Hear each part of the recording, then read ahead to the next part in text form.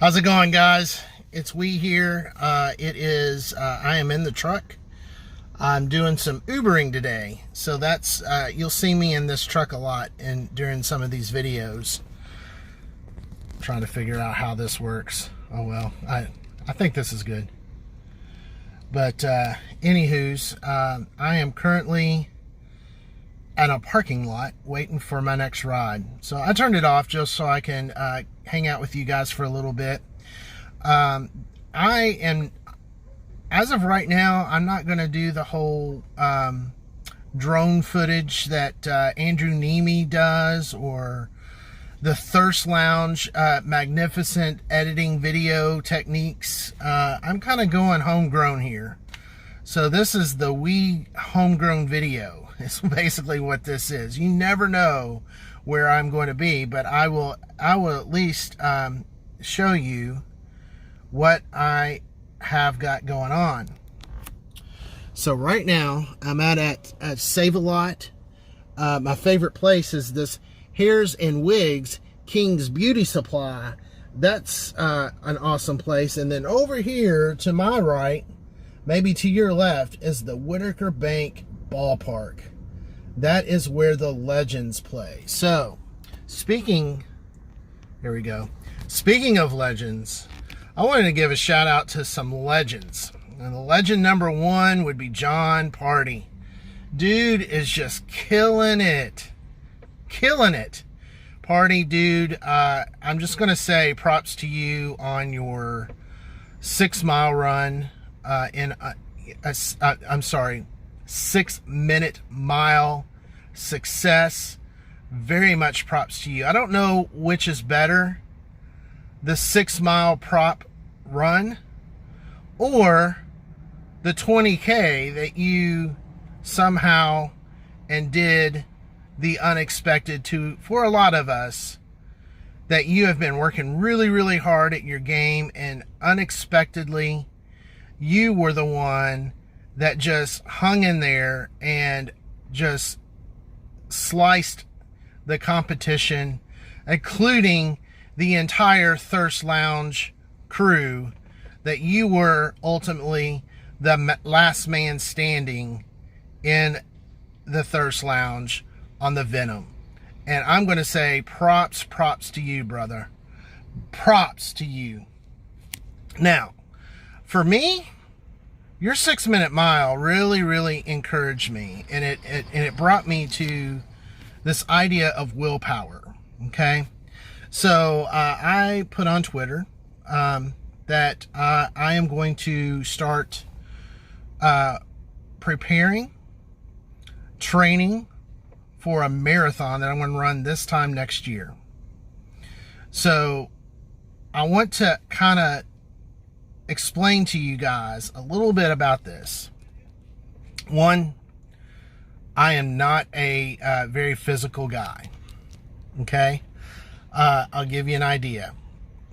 I can mow the front yard, but I have to wait for another day to mow the backyard, and I ain't got no big yard. So that is my willpower when it comes to any kind of physical activity. So that's kind of where I am. However, things are changing. I am going to start my journey beginning today. Today I'm doing Uber, and I'm going to drive for pretty much the day, and then I'm going to go home and figure this whole training thing out. But I've got to walk before I can run. So so that's where I am with it. So I've got to, so my first goal in this whole process is I got to develop a new routine. And that is the hardest thing, is a new routine. So I've got to add a mix of this new routine.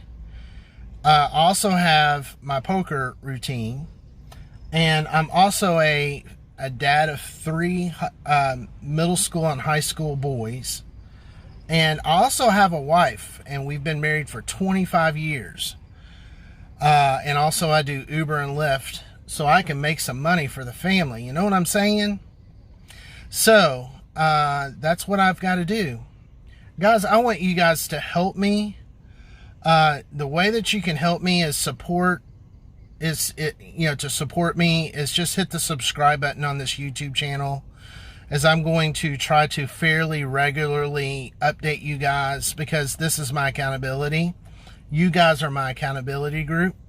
I hope to see in the comments of this YouTube video just some overall encouragement as I continue this journey, because one of the things about this is we can't do these things alone. So just like with poker and sharing hands and that sort of thing, you got to be doing that kind of stuff, right? But also in this journey of running a freaking marathon, that's 26 miles. So just to kind of give everybody some clarity, I've decided I want to run a marathon this time next year, 26 miles. But also I put a limit of time on it. So that, I mean, in all honesty, can anybody do a marathon? I won't say everybody can do a marathon, but if there's no time limit, then, I mean, I can walk the whole thing. I can take breaks. I can sit down and have lunch on the course if I wanted to, but no, I can't do that. So 5 hours and 30 minutes is the time that I need to finish this marathon. So anyway, I am going to start this journey today, guys. So if you guys like this video, please hit the subscribe button. Also, click the bell for notifications. I promise you guys, I'm not going to make these long videos. They're not going to be 30 minutes long. I mean, this is about it. I'm hoping to have videos that are going to be under 10 minutes, just sharing life journeys with you. I'm gonna end with this. This is something that just inspired me. I don't know what I came up with this, but I was thinking of Poker Pastor. I'm going to give a shout out to Poker Pastor. Dude is having a downswing and a half. And I was thinking about you yesterday, actually, and came up with this kind of saying, or this thought. And I hope I can say this correctly, because I was like, man, I even recorded it. But it is, gang, you need to work. You need to work today for tomorrow. And you need to work hard to make tomorrow more successful than today. But the way to do it is to live today as if there's no tomorrow. So I'm going to let you guys rewind that over and again and listen to those words, because I probably can't say it again. I will mess it up. I have it recorded because I said it exactly perfectly the way that I said it. But gang, don't let today mess you up for tomorrow. Don't quit today just because the day sucked. Well, the day can suck today, but let's make tomorrow better.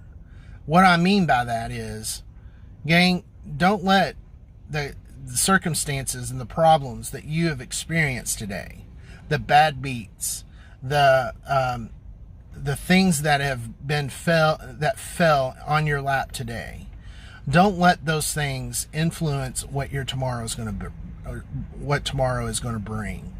You need to focus your energy on the things that will make tomorrow better. Focus your energy on the things that make tomorrow better. So crying about any kind of thing that falls in your plate today, and just sitting there and spending the time crying about it, is not going to make tomorrow any better. The decisions that you make are always going to be the decisions that make. You have to live with those decisions. You have to live with those consequences. But you know what? You can't go back and change the cards. The cards fall as they may. It's just variance.